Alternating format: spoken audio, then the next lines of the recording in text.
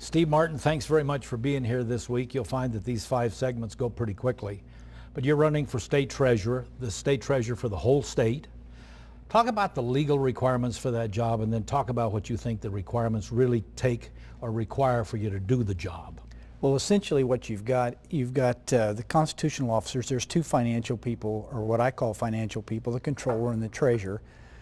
All the requirements is that you be a registered voter in Nevada and basically be 25 years old, and you can be elected to the office. Doesn't require per se a financial background, but I like to look at it much like you do the Attorney General's office, where if you have to have a financial background in that office, and a lot of people have actually suggested that we have somebody with financial qualifications such as myself.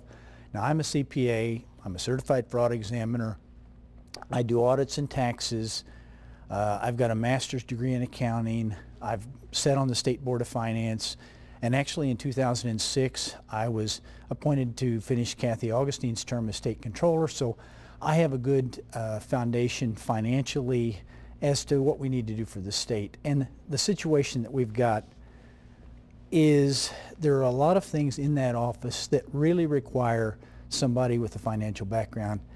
And what I like to point to is no matter how many experts that you get, unless you know yourself what an expert is telling you and that the information is good, you really can't form a good opinion one way or the other whether the information is correct.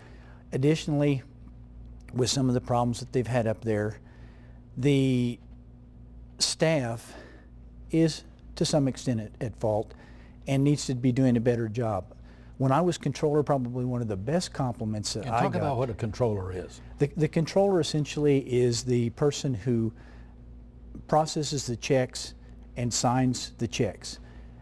You have a balance up there such that after the controller processes the checks, they go to the treasurer's office and they're actually released. And what we also have is the bank reconciliations are done in the treasurer's office. So what you have there is the offset there, the checks and balances that you need in any type of business organization to ensure that there's no fraud, that things are done appropriately. Well, you know, a lot of people think accounting is just adding and subtracting, that 2 and 2 are 4, and it always means the same thing, but you and I both know that's just not so. Well, you've got a background in accounting earlier, and then you became an attorney. Someone like that has good background and good reference for running a business, for giving advice to your various different clients. And in my business, what I do on a regular basis is just that. I'm always talking about budgeting. I'm always talking about the various different things that we can do to streamline the business. We look at the computer systems. We look at every facet of the business, not just from a numbers perspective, but if you don't have the numbers, you don't have the right information to work with. So the job is a hell of a lot more than just collecting the money, putting it in a bank, and then writing checks and making sure you always have a positive balance. Very much so. The office controls essentially the investments, it controls the unclaimed property, it does the college savings plans, all the different college plans, and essentially is an advisor to the governor in financial matters. And you've gone through most of that in your past. Yes.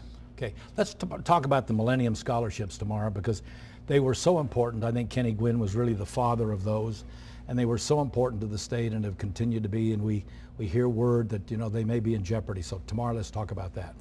Look forward to it. Thanks, Steve.